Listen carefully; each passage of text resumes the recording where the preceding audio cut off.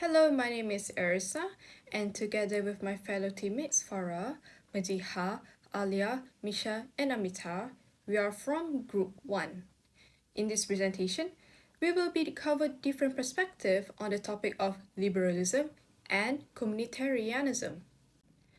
Social media has become an important part of our daily lives. It also allows people from all over the world to communicate instantly, share their thoughts, express their creativity, and stay connected with their friends, family, and global communities. It has also become a powerful space for learning, entertainment, and even business opportunities. In many ways, it gives users the freedom to express themselves more openly than ever before. However, at the same time, social media platforms are not completely neutral. They use algorithms to decide what content users sees, and they also set rules and policies that controls what can or cannot be shared. This means that while users may feel free, their experiences are often shaped and influenced by the platform itself. Because of this matter, there is an ongoing debate about whether social media truly supports freedom of expression or whether it limits independence in subtle ways. Some people believe stronger regulations are needed to protect users, while others argue that too much control may reduce creativity and freedom online. In this presentation, we will be explores both sides of this issue and discuss how social media balance freedom and control in today's societies. I will pass this next slide to the next presenter. Hi everyone, my name is Amita and I'll be talking about the objective of this report. So this report aims to evaluate the balance between digital freedom and digital control and its impact on social media governance. So the objective acts as a guide to the overall direction of this report. And thus, the report explores the concept of digital freedom and the opportunities social media provides for communication, participation, and information sharing. It also examines how the platform mechanism, such as the algorithms, content moderation, and policies, influence the user's behavior. In addition, the report also investigates major issues including misinformation, cyberbullying, hate speech, and privacy concerns. Finally, it evaluates a different perspective on social media regulation and assesses how a balance can be achieved between protecting users and preserving freedom of expression in the digital age. Hi, my name is Nurfara Alisa, and I'll be talking about communitarianism. Communitarianism is a political philosophy that emphasizes the importance of community well-being, social harmony, and collective responsibility. Under a perspective that prioritizes individual freedom above all else, communitarianism argues that people are shaped by the communities they belong to. Therefore, public policies and institutions should reflect shared values and promote the common good. In the context of social media, communitarianism supports regulations to protect society from harmful online behavior. In Malaysia, examples include Section 233 of the Communication and Multimedia Act 1998, which prohibits offensive, threatening, and harmful online communication, as well as the 2025 Social Media Licensing Framework introduced to address issues such as cyberbullying, scams, harmful content, and child safety. One strength of this approach is that it helps create safer digital spaces. Regulation and content moderation can reduce the spread of misinformation, harassment, and inappropriate content while encouraging responsible online behavior. This is important because harmful content can negatively affect individuals and society as a whole. However, communitarianism also has limitations. Excessive regulations may restrict freedom of expression and increase the risk of censorship. There are concerns that government or social media platforms may gain too much control over what people can view, share, and discuss online. Therefore, while communitarianism highlights the importance of protecting community, it is equally important to ensure that regulations do not unnecessarily undermine individuals' right and freedom. That's all from me. Thank you. Hi, my name is Alia, and I'll be discussing liberalism and its association with digital freedom. Liberalism is the one of the political philosophies focusing on freedom of speech, the rights of people, and their abilities to act on their own.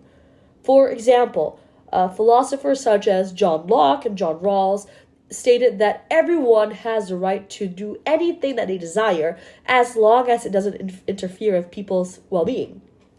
Nowadays, all these ideas are reflected in the digital environment. And speaking of digital freedom, liberalism believes in the importance of giving users of the internet the opportunity to interact and share opinions without any limitations through social media, like TikTok and X and Instagram and Facebook. Digital media is quite crucial for Malaysians specifically, as it allows people in Malaysia to share and exchange information and network. In my opinion, one of the best qualities about liberalism is the possibility of people to act autonomously. Liberals encourage discussions, sharing opinions, and getting access to all types of information from different corners of the globe. So with digital media, it's possible for Malaysians to learn more about politics and society and economy and even the environment. And on the other hand, liberalism has several shortcomings as well. For example, the premise of people being responsible and rational at all times does not hold true. The liberties offered by digital platforms can be abused via means of hate speech, misinformation, fake news, and bullying. And in addition, many users don't have sufficient digital literacy to understand and judge content correctly. In the end, excessive access to social networks can have adverse consequences on one's mental well-being because of cyberbullying, social comparison, anxiety, or even just excessive consumption. While liberalism stresses personal freedom of expression, true freedom should also include responsibility and respect for others. Overall, liberalism grants many valuable freedoms and rights, although unlimited freedom can present serious problems. Thus, there needs to be a balance between freedom and responsible governance in the digital world. Thank you. I'm going to pass it to my next teammate. With all the facts that has been shared thus far, it gives us an opportunity to stop and reflect. My name is Mediha, and I will be covering the lessons learned of liberalism and communitarianism in the digital landscape of social media. Firstly, we understand that different ideologies impact these dynamic landscapes in various ways because they each have their own belief systems and focuses. Liberalism highlights freedom and autonomy, whereas communitarianism prioritizes safety and social harmony. With the incorporation of algorithms in social media platforms, these digital environments have its own set of rules and regulations, as well as forces which influence users to see certain content over others. For example, on certain social media platforms, the algorithm will prioritize content that receives high engagement rates from users, regardless if the content is positive or negative, true or false. As long as it gets likes, saves, or shares, the content will be promoted even more by the platform. This shows us just how easily information can disseminate and influence public opinion in the current digital world. Now, with the beliefs of liberalism or communitarianism, we learn that moderation is key. An excess of anything is harmful. With communitarianism, we learn that too much control can lead to limited speech and discussion. And with liberalism, too much freedom can lead to the spread of misinformation and or fake news, which can have detrimental consequences if the users believe this fake news is real. This is why balance is essential. Freedom of speech still needs accountability, and the rights of each individual need to be respected and enforced to ensure all voices are heard. Thank you.